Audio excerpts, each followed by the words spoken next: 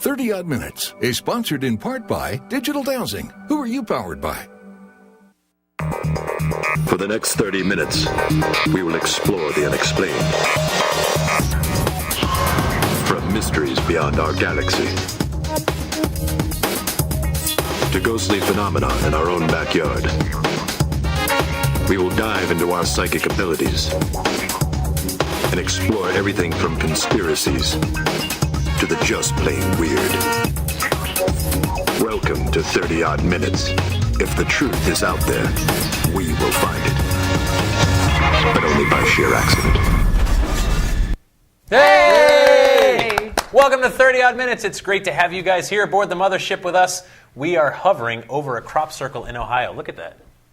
It's beautiful. It's pretty awesome. It is pretty awesome. We made it.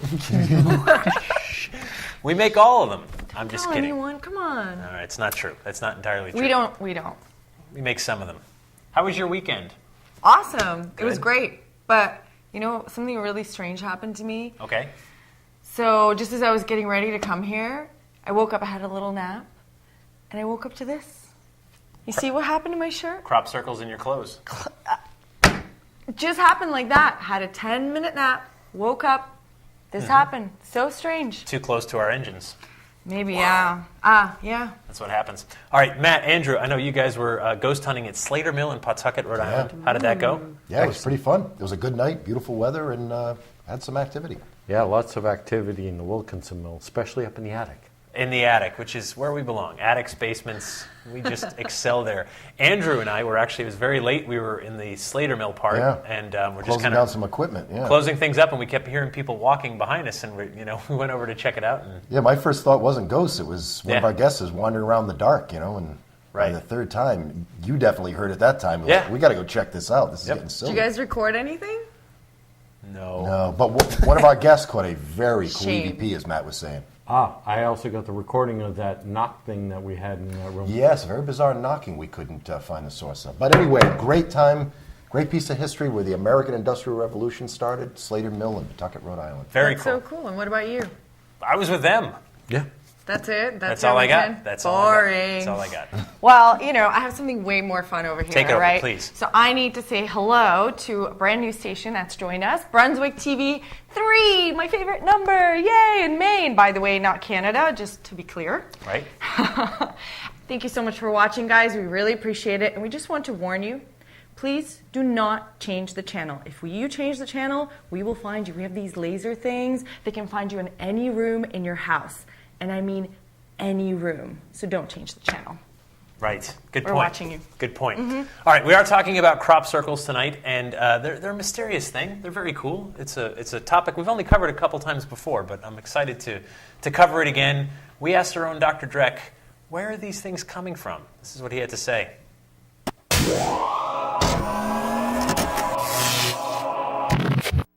Greetings, oddballs, Dr. Dreck here. Everybody's been confused about the subject of crop circles. Some people say that aliens are doing it or some other unexplained phenomena, and then there's the other sides that say, well, it's these bunch of jerks with boards that are flattening out the crops and making designs. Well, I'm here to tell you that I have gotten to the bottom of this, and to tell you about this phenomena and have it explained forever and ever is Mrs. Nixnar of the planet Fandango. I want to apologize to the planet Earth for the actions of my son, Bleaknix. I got tired of him staying inside playing hologames and told him to go outside for a couple of hours. But our couple of hours is your thousands of years. He then took the saucer and his laser gun, hovered over your planet, and created what you have called crop circles. I found out about it, and he has been grounded for the next millennium. So there you have it. Aliens haven't been doing the crop circles, just one very bad alien, but an alien nevertheless. And so now, if any other crop circles just emerge from somewhere, it's not him. It's not him. It's the jerks with the boards. The jerks with the boards. It's always the jerks with the boards. What are you going to do? It must be those jerks that put the holes in my shirt. With the boards, Jerks. just walking around on you. All right, it's easy to think of England and mainland Europe when you're talking about crop circle phenomena, but the United States has many hundreds of examples as well. And if we're to believe the data, the frequency of these impressions left in wheat, corn, grass, and other fields is on the rise. But what do these intricate and often beautiful patterns mean? Who's creating them? What can we learn from them? Tonight's guest is an award-winning documentary filmmaker who's been studying this phenomenon along with UFOs for many years. She's co-produced the documentary film It Could Happen Tomorrow. She's hosting the MUFON MUFON PA East Coast Conference, and she's the state section director for MUFON Pennsylvania. Beaming to the mothership from her home in southeastern Pennsylvania, please welcome Jennifer Stein. Yeah. All right. Jennifer, thank you for joining us on the mothership. How are you this evening? Wonderful, and it's a great honor to be here. Thanks for asking. Well, me. it's crop circles. We get accused of making them because we are in a spaceship. People think it's our fault, but this is what's interesting. We did mention before. We think of England. It's so easy to think of England when we're talking about crop circles. But here in the good old U.S., you sent us a chart. Let's show it right up front. They're on the rise. They've been here for a long time, and not only that, but the frequency's on the rise. What's going on with that? Well, it's very interesting. If you notice on the chart, I speak on crop circles a lot. There does seem to be a real spike around 1989. Mm-hmm. That's when a lot of things were going digital. So I'm not quite sure if the same amount of crop circles were not happening for a long period of time. But as we became digitized, as more people got home computers, as we started to see newspapers, stories being digitized and archived, and you can more easily access data, that might be actually what that chart is showing. So it may show a peak. There's also a theory that the crop circles relate to sun flares and solar activity. And when you have increased sun flares, you have increased crop circles. And these two grids would roughly overlap. So it could be that there is an increase happening because of increased solar flares. Now, you also gave us a chart breaking down per U.S. state the number of sightings. This is interesting. Yeah. Yes. Are there any states without a sighting? I don't think so. But of course, in some of the states like New Mexico, I think they were in dirt and not in crops. Sure. Because we have odd formations happening in all sorts of things as we'll get to. Just dry riverbeds, right. Sometimes desert areas, ice, snow, trees have been bent over. So there may be a bigger phenomenon going on than most people have bothered to recognize. And what are the top few states as far as this phenomenon? It was a little tough to read that on the bottom of the screen. Yeah, I actually should have sent you another slide I may have, which ranked the top 10 states, and I can read them off to you if you don't mind me just looking aside. Sure. No, Ohio is definitely the top state, yep. Then Iowa, North Carolina, California, New York, Wisconsin, Indiana, Michigan, Missouri. Pennsylvania is the 10th, then Illinois, and Washington State, and Ohio. Okay, well, so, where they grow I'm sorry, things. Oregon. Oregon's the last one. Right. The print's really small. It was hard for me to see. Well, that makes sense. So there's quite a lot of states reporting them. So Ohio is by far the most, and it's got the most amount of ancient mounds in it as well, and there may be a correlation there. Yeah, we did a show not too long ago on burial mounds, which was interesting, and we were talking about many cases from Ohio as well. All right, before we get too deep into this, I actually want to play a short clip from a documentary piece you did a few years ago called A Crop Circle Journey, and I think this will be a good starting point for the discussion. This is something Jennifer produced a few years ago. Let's take a look. I took a trip this past summer in August of 2003 with Dr. Chet Snow and his wife Callista.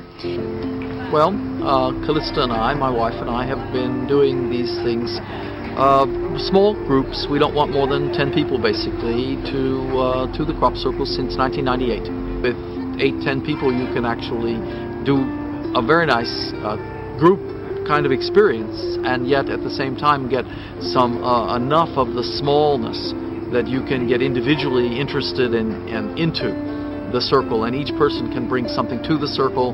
We also looked at some other unusual landmarks in the area like Silbury Hill, some of the long barrel burial graves, which are really fascinating. We also went to Salisbury Cathedral.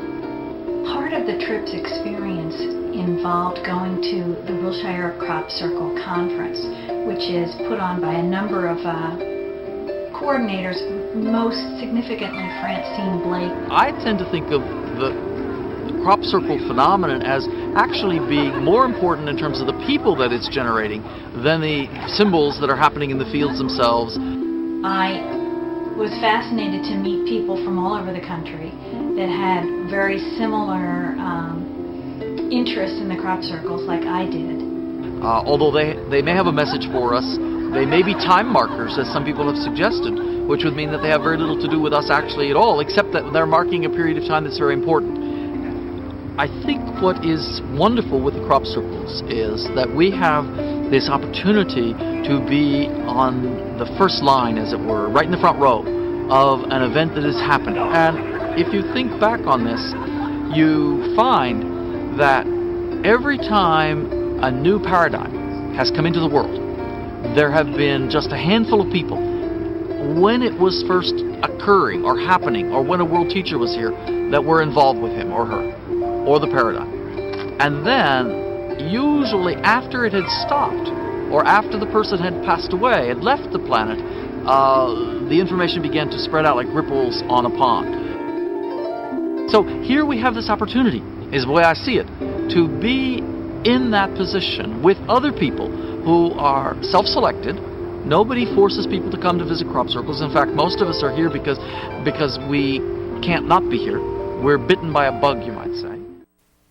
So, Jennifer, you it's not lost on us. We mentioned in the beginning you're one of the directors for MUFON, Pennsylvania, and I understand you had your first UFO sighting in the 1970s. Is there a correlation between UFOs and crop circles? Well, there seemed to be in the early days an awful lot of people who had sightings in England of unusual lights, orbs, and crafts, and then crop circles appeared. But nowadays, you rarely hear about this. What you are hearing about, though, is very unusual light phenomenon associated with the crop circles. Balls of light, orbs of light. Even in one case, Patty Greer reported of a orb of light morphing into a being inside a crop circle, communicating telepathically with people, and then exiting back into a ball of light and taking off. And that's one of the most profound stories. And it wasn't one person. I think upwards of 15 people saw it. So is it an ET connection? I can't tell you, but I certainly feel there is a connection with consciousness. Anyone who goes into a crop circle experiences a speeding up of their own personal lives, the synchronicity in their lives, their thoughts to their actions to events that happen. It's like taking a magnifying glass and shining it on your personal life. And in some cases, people's lives implode more quickly. And in other cases, people who are maybe a little well balanced, things open up and blossom for them. So what do you think, where do you think these crop circles come from? Who makes them? And how do you tell the fake ones from the real ones apart? Yeah, these are the universal questions around crop circles that have us all scratching our heads. I tend to attack this question sort of by what I call divide and conquer. We know some formations are hoaxed. There are professional hoaxing teams who make them for advertising companies, like some of the photos I sent you, Mitsubishi and some high-tech companies, Sara Lee, Pringle potato chips. All these companies have actually paid farmers for their crop and had professional teams come in and hoax them. So we know that that's a phenomenon that goes on. But there are some of us who spend our hard-earned dollars and our vacation time going into fields, collecting samples, digging up soil samples, sending them off to labs, having them evaluated for unusual content, and examining the crop under a microscope, and then doing seed germination studies. And samples from hoaxed formations show no unusual anomalies, where when you look at the sampling, done in what we might consider authentic formations that seem to appear overnight, and in a couple milliseconds there's a burst of light and something happens and the crop wiggles and is flattened down and steam escapes from the crop. When we see things like that, there are very unusual characteristics that show up. Like? No, I can go in and name the characteristics if you're interested. Yeah, please. Okay, Would you well, like you me to have do it? Because soil I'm the one that'll that did stick the to testing. a magnet. You have a very unusual sort of like melted clumps of iron and magnetite in the soil, and then you have these really fine little balls that look like little tiny ball bearings, and you can see them in a microscope. You can find expulsion cavities, elongated nodes in the crop, where the node might be 3 or 4 times longer, or even upwards of 10 times longer in some cases, where the stem is not broken, but the node is bent and elongated, and this can be sometimes at the base node where it comes out of the ground, or it can be 3 or 4 nodes up. So you're walking into a field, the crop comes up this high and then bends over completely at a 45-degree or 90-degree angle. And that's, of course, impossible to create with a board because you would break the stalk. Right. And, of course, the stalk would be broken, flattened at the ground, not bent, of course, at the 3rd node up. Sometimes even the apical node, which is the top node of the crop, can be swirled out and extended off the top of the crop upwards of, an inch or 2, which is totally unnatural. If you have a credit card in your back pocket and you lay down on the ground and take a 20-minute nap, that card may not work when you go to pay your lunch bill or your hotel bill, which is a big issue if you've gone to England and you're staying in a B&B for a week and intending to use your credit card to get a new one sent. There are camera anomalies. The list goes on and on and on. If you have a cell phone and you take it into a crop circle, often you get into the edge of the field and all your bars go down and you lose the call. You put your phone back out. You can stand on the edge and move your phone back and forth. And on the outside, it tends to work. And as you get into the crop circle, you tend to lose the call. So these are characteristics that cannot be created by Doug and Dave with boards. Doug and Dave, the guys with the boards. Jennifer, when we come back, we're going to take a quick break for the news. When we come back, we're going to talk, I want to hear from Matt about some of the tests he's done on crop circles, and then we're going to explore some specific cases here in the U.S. right after the news. We'll be right back.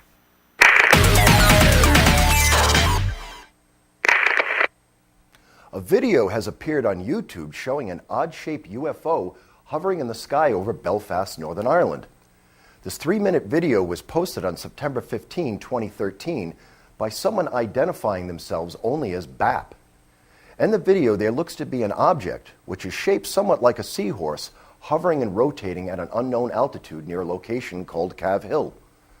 The videographer, BAP, feels strongly that this object is not an aircraft or a spacecraft. It is instead an interdimensional flying life form.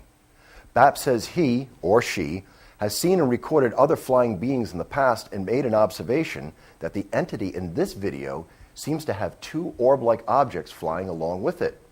Some YouTube viewers posted their own theories that this aerial phenomenon is nothing more than a cluster of balloons or possibly a single mylar balloon shaped like a dragon. Mark D'Antonio, chief video and photo analyst for the Mutual UFO Network, said he is certain that this object is in fact a 49-inch mylar birthday balloon, which is shaped like a question mark and can be bought by anyone over the internet. These balloon theories do seem to hold air, but I'm going with it being a Zygon on a jetpack. I'm Andrew Lake, and oddly enough, that's the news. Thank you, Andrew. Good to have you back. All right, Matt, I know you've been to England. You guys, you've checked out crop circles over there, and you've done some of the analysis on this. What are you looking for when you're analyzing some of the soil or some of the wheat stalks? Well, with the soil, like Jennifer was talking about, there were little metallic balls, hematite, which is basically iron, a form of iron that would clump into the soil. Similar to like what I found at the Bentwaters soil case. But with the plant materials, I did testing with Dr. Levengood, Lefty Levengood of Pinelandia Laboratories.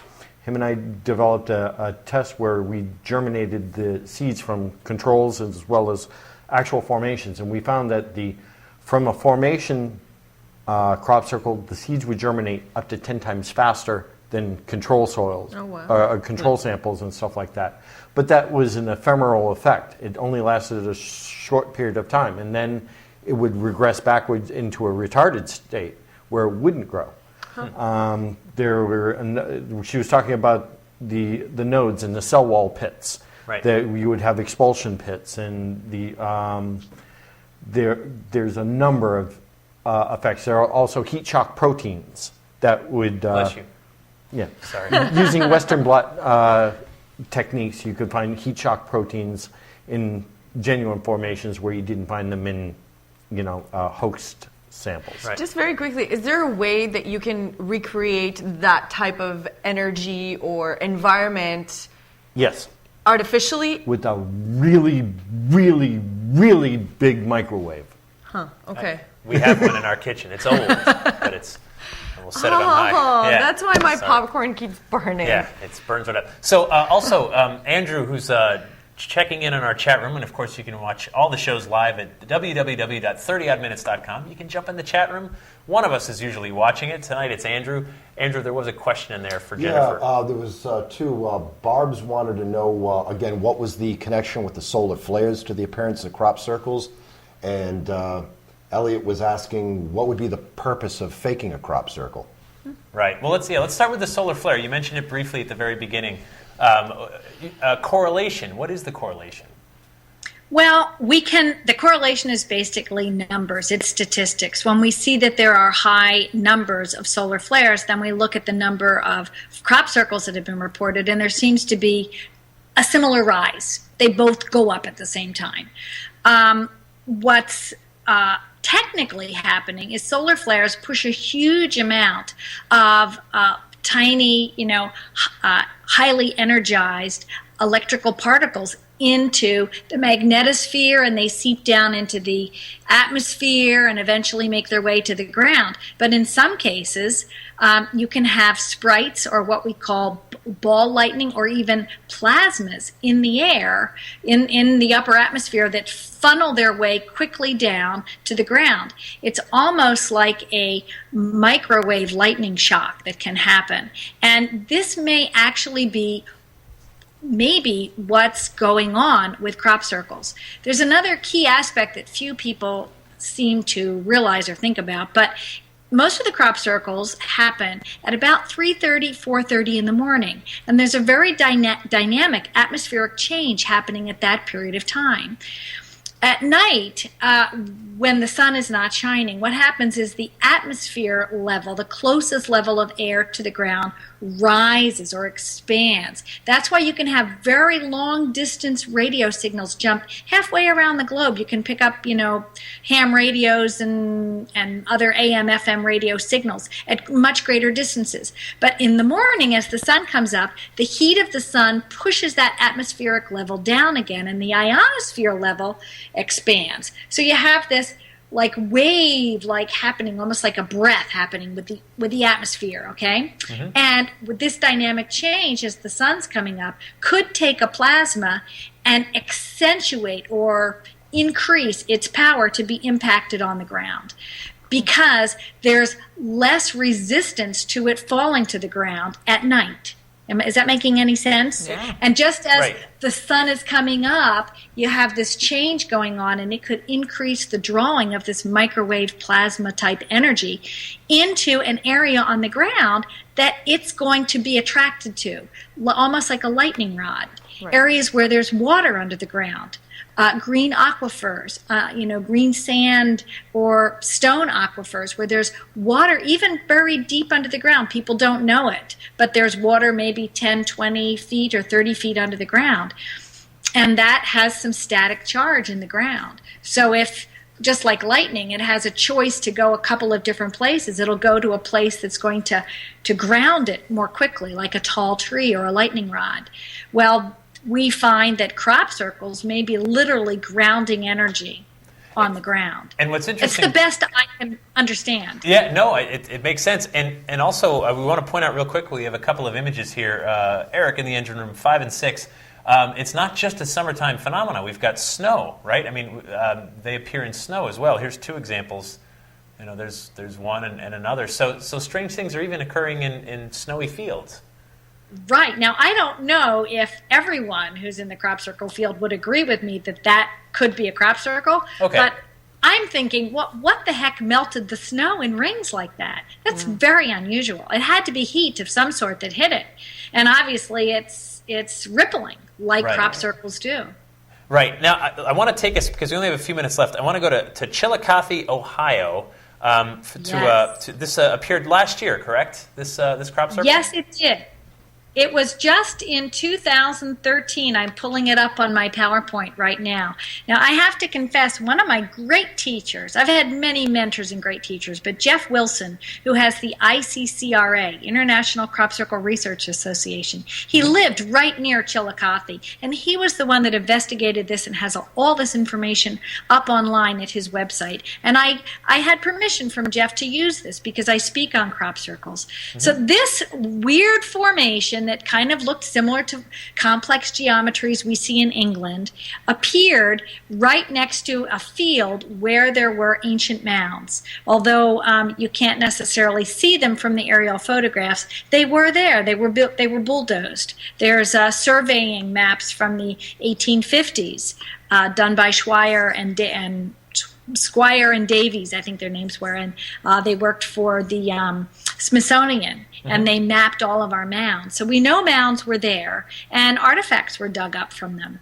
This formation as well, when Jeff went in to examine it, he had very unusual things happening on his cell phone. I think I also sent you a picture of one of his phone, of what he saw on his iPhone, and he took a picture of it. And if you look closely, it says, compass interference. Move away from an interference to recalibrate by waving your phone in a figure 8. So while he was in this formation, his phone was unable to receive cell reception. And that's one of the best examples, you know, because it's not anecdotal. It's not someone saying, yeah, my phone went dead inside this you know, crop circle. So Jeff actually took a picture of his iPhone. Right. And he also showed, very interestingly on that slide, that the compass was off in different directions. So he was having some sort of like gyroscopic interference. So this was like a vortex of some sort, shutting down his compass ability on his phone as well. Very unusual characteristics were in this crop circle. So Jennifer, it seems to be that there's like some electromagnetic activity going on in these places of some kind. That's either you know, working with the soil, with the crops, with the very nature of things, and interfering with the phones and our other equipment. Could that electromagnetic discharge? Well, why is it creating these patterns that are so perfect and beautiful and symmetrical? And, you know, wouldn't you expect it to just be like a wave or something? It's just so perfect. Yeah. Well, in some cases, it is just like a wave, and in some cases, it's very random. Okay. Few people bother to go into what we call randomly downed crop, which you can often see driving alongside the highway, and you look over and you're like, "Guy, why is all that crop like down?" Well, it may have had an electromagnetic discharge to it, and you're going to find bent nodes and expulsion cavities, but you're not finding a perfect pattern. Right. So, I think it's really interesting if your listening audience chooses to investigate plasmas and study plasma vortexes and, you know, Google them online and look at them, even lab generated plasmas, they'll see that a plasma obeys completely different laws of physics than what we consider regular atmospheric conditions or even electromagnetic energy. They can self-isolate, they can form cells. Warning. That's Local radar has picked up the mothership. I'm so sorry. We've run right out of time. We'll Jennifer, do another show. We are going to send people to your website, mainlinemufon.com. We'll have links to your site from ours, of course. Thank you so much for talking crop circles with us. We appreciate it. From all of us to all of you. Until next time, stay odd. Thanks.